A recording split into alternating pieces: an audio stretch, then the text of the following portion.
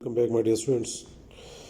ये जिस वक्त हम लेक्चर पढ़ रहे हैं बेटा, ये एग्ज़ाम में इंक्लूड नहीं होगा मिड टर्म एग्ज़ाम में, लेकिन हम अपने लेक्चर्स को कंटिन्यू रखते हैं क्योंकि क्लासेस पता नहीं चलता कब फिज़िकली शुरू होती है, और अगर मज़ीद लेट हो गई तो फिर कोर्स कंप्लीट करना हमारे लिए मसला होगा।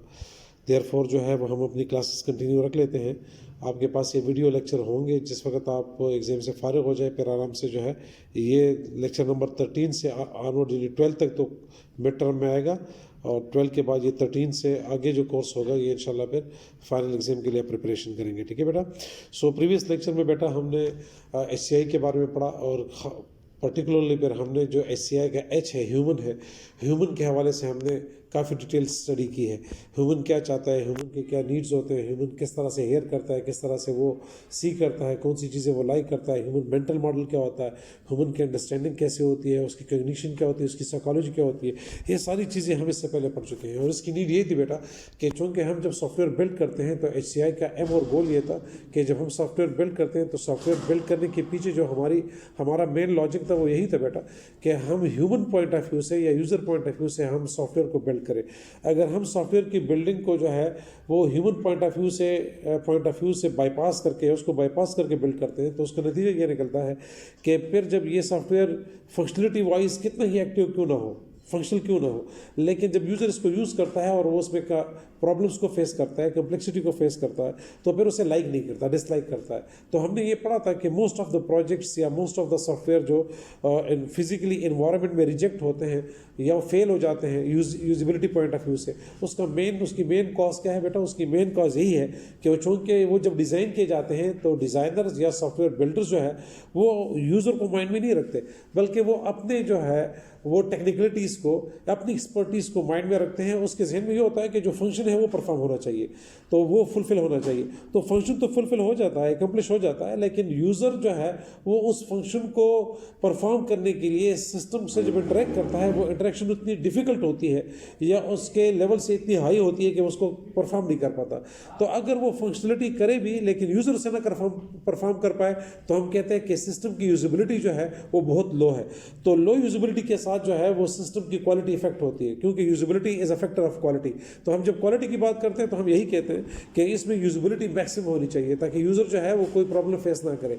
इसलिए हम जब सॉफ्टवेयर बिल्ड करते हैं, कंस्ट्रक्ट करते हैं, तो हमारा आस्पेक्ट ये होता है, खासकर human computer point of view से, कि ह्यूमन इंटरेक्शन में हम ये चाहते हैं कि वो ह्यूमन को यूज़र को माइंड में रख के डेवलप किया जाए।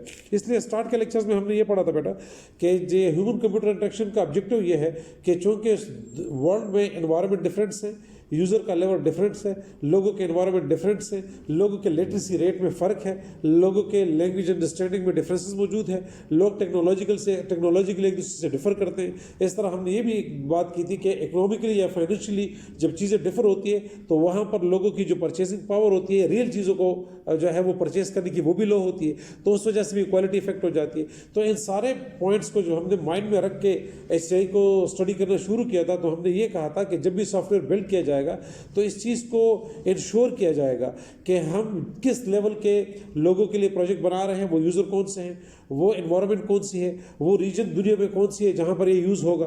तो इसीलिए ये सारे फैक्टर जब हम माइंड में रखेंगे तो इसका मतलब ये होगा कि ये जो चैप्टर 1 से चैप्टर 12 तक हमारी स्टडी थी, इसमें HCI की इंट्रोडक्शन और फिर ह्यूमन कंप्यूटर इंटरेक्शन में जो ह्यूमन का रोल है, ह्यूमन क्या चाहता है, ह्यूमन की कंडीशन क्या है, उसकी साइकोलॉजी क्या है, उसके रिक्वायरमेंट्स क्या है, वो कौन से डिज़ाइंस को लाइक करता है, कौन सी चीज़ को ईजी लेता है, ये सारी चीज़ें हमने 1 से लेकर 12 तक लेक्चर्स में डिस्कस किया था। ये जो भी लेक्चर 13 है बेटा, लेक्चर 13 से हम दूसरा जो एस्पेक्ट है HCI का कंप्यूटर है, ये पहला हो गया ह्यूमन, ठीक है, HCI ह्यूमन हो गया, अब दूसरा है कंप्यूटर। अब जो इसमें कंप्यूटर का रोल है, वो कंप्यूटर का रोल क्या है? थर्ड पर हम शुरू करेंगे इंटरेक्शन, कि जो इंटरेक्शन है दोनों के दरमियान, उसमें ह्यूमन भी स्टडी हो गया, कंप्यूटर भी स्टडी हो गया। तो ह्यूमन के हमारे पास जो प्लस माइनस थे वो भी हमने देख लिए कि ह्यूमन के मेरिट्स डिमेरिट्स क्या है, उसके लेवल्स डिफरेंट लेवल्स क्या है। और अब हम डिस्कस करेंगे कंप्यूटर की लिमिटेशंस क्या है, वो किस हद तक जो है वो यूज़र को फैसिलिटेट कर सकता है। तो ये दो चीज़ें जब हम यहाँ स्टडी करेंगे बेटा, उसके बाद हमें ये आसानी होगी होगी कि हम इंटरेक्शन को जो है वो सीख सके और इंटरेक्शन को समझ सके। तो देयरफॉर इस लेक्चर में बेटा हम ज़्यादा कंसंट्रेट करेंगे किस चीज़ पे, ज़्यादा कंसंट्रेट करेंगे कंप्यूटर पे। तो कंप्यूटर में अगर आप देखें तो पहली चीज़ जिसके जरिए से ह्यूमन कंप्यूटर के साथ इंटरेक्ट करते हैं वो इनपुट डिवाइसेस होते हैं। ये इनपुट डिवाइस वो होता है जिसके जरिए हम कंप्यूटर जो है वो यूज़र जो है वो कंप्यूटर को अपना जो पॉइंट ऑफ व्यू है वो समझाता है, अपनी नीड बताता है, जो उसके जहन में होता है वो उसको कम्युनिकेट करता है। यानी कंप्यूटर के साथ कम्युनिकेशन अगर ह्यूमन करते हैं किसी भी पर्पस के लिए तो उसके लिए टूल क्या है बेटा, वो इनपुट डिवाइसेस है।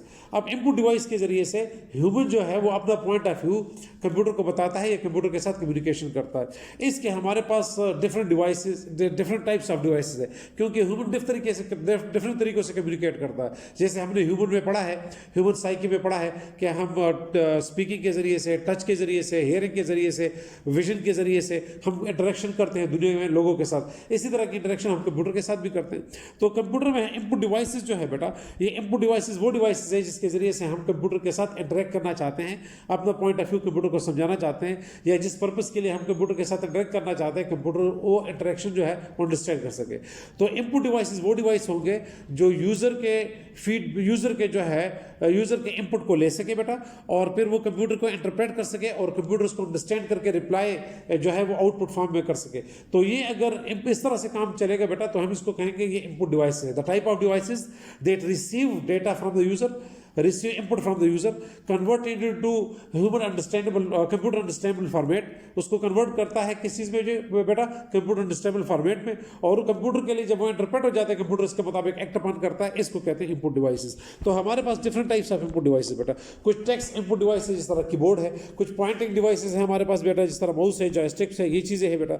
कुछ इस तरह से हमारे पास डिफरेंट टाइप्स ऑफ कीबोर्ड भी है ना बेटा, इसलिए कीबोर्ड्स के बारे में कि कीबोर्ड कब बना और कैसे शुरू हुआ ये हमारा टॉपिक नहीं है, ये तो यूँ समझ लिया इंट्रोडक्शन के टॉपिक से। लेकिन इस तरह का तो ये है कि वो कीबोर्ड के डेवलपिंग में भी इस चीज़ को मद्देनजर रखा गया है कि कौन सा कीबोर्ड ज़्यादा यूज़र फ्रेंडली होगा। ठीक है बेटा, इस चीज़ को इंश्योर करने की बात की गई है। तो यहाँ पर कीबोर्ड की हिस्ट्री बताना मकसूद नहीं है, यहाँ पर कीबोर्ड की यूजिबिलिटी की बात हो रही है कि कौन सा कीबोर्ड जो है वो ज़्यादा यूज़र फ्रेंडली होगा, उसकी यूजिबिलिटी ज़्यादा होगी। तो डिफरेंट टाइप्स ऑफ टेक्निक्स जो है वो यहाँ डिस्कस किए गए हैं। जिस तरह ये QWERTY कीबोर्ड था कि जिसमें हमारी क्विक की सीक्वेंस जो है वो इस तरह से रखी गई थी कि जिसमें ह्यूमन जो है वो इस सीक्वेंस के मुताबिक जो है वो कीज प्रेस करता था और एज फास्ट एज पॉसिबल जो है वो एंट्री कर सकता था। इस तरह जो है वो दूसरा टेक्निक पर अल्फाबेटिक कीबोर्ड बना, अल्फाबेटिकल ऑर्डर में उसको रखा गया। फिर डोवर कीबोर्ड बना बेटा, ठीक है ना जी। फिर इस तरह से जो है वो एक और टेक्निक इस्तेमाल किया जिसको हम चॉट कीबोर्ड कहते हैं। ये जो चॉट कीबोर्ड है, इस कीबोर्ड में एक टास्क को परफॉर्म करने के लिए जो है वो मल्टीपल कीज आपको प्रेस करनी पड़ती है।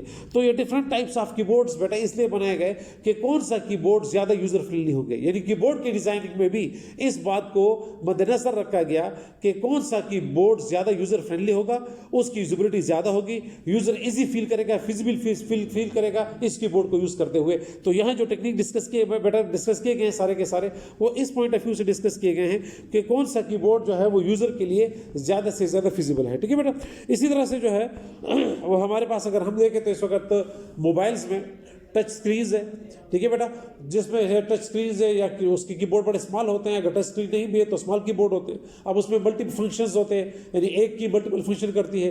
हम शिफ्ट के साथ की प्रेस करते हैं या उसको थोड़ी देर होल्ड करते हैं तो वो ज़्यादा ऊपर वाले जो फंक्शन होते हैं कि जिसको परफॉर्म करना चाहते हैं कीबोर्ड पे बटन के ऊपर, वो परफॉर्म हो जाते हैं। तो इसलिए ये हमारे पास जो है या स्विचिंग कीबोर्ड्स का कंसेप्ट है हमारे पास, किस चीज़ में हमारे पास टच स्क्रीन में स्विचिंग कीबोर्ड के कंसेप्ट मौजूद होते हैं। तो ये डिफरेंट टाइप्स ऑफ कीबोर्ड्स है बेटा जो यूज़र पॉइंट ऑफ व्यू से डिज़ाइन किए गए हैं कि यूज़र जो है वो जिस तरह इजी फील करे उसको यूज़ करने में वो इसको यूज़ कर सके। ठीक है बेटा, या कि किसी की को हम प्रेस करते हैं तो वो मल्टीपल ऑप्शन दे देता है, उसमें से कोई एक हम सेलेक्ट करके यूज़ करते हैं। ये सारे हमारे पास क्या है बेटा, ऑप्शंस है, चॉइसेस है यूज़र पॉइंट ऑफ व्यू से कि हम इसमें कौन सा कीबोर्ड यूज़र के लिए ज़्यादा फिजिबल है हम उसको यूज़ करें तो उसमें इजीनेस फील होती है।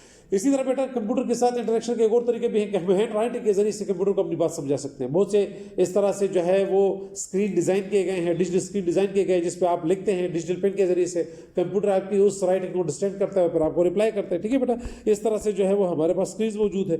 इसी तरह से जो है वो स्पीच रिकग्निशन सॉफ्टवेयर हैं जिनके जरिए से आप बोलते हैं और कंप्यूटर आपकी बात को रिकग्नाइज करता है और उसके मुताबिक एक्ट करता रहता है। ठीक है बेटा, इसको हम स्पीच रिकग्निशन कहते हैं। तो स्पीच रिकग्निशन जो है उसके सॉफ्टवेयर हैं, इसके अपने सेंसर्स हैं, इसके अपने डिवाइसेस है, जिसके जरिए से आप कंप्यूटर को अपनी बात समझाते हैं और वो अंडरस्टैंड करके उसके मुताबिक एक्ट करता रहता है। इसी तरह जो है वो स्कैनिंग डिवाइस से बहुत से जो इनपुट के तौर पे इस्तेमाल होते हैं, मसलन आप सिग्नेचर करके स्कैन करते हैं, आप तब लगाते हैं, वो स्कैन हो जाता है, ठीक है बेटा। तो इस तरह से डिफरेंट टाइप्स ऑफ ये डिवाइस भी है, ठीक है। पोजिशनिंग डिवाइसेस, माउस, कीबोर्ड वगैरह, ये तो ईजी है बेटा, ये आपने पहले भी पढ़े हुए हैं, ये आसान भी है, इसलिए उस पर ज़्यादा टाइम नहीं ज़ाया करते।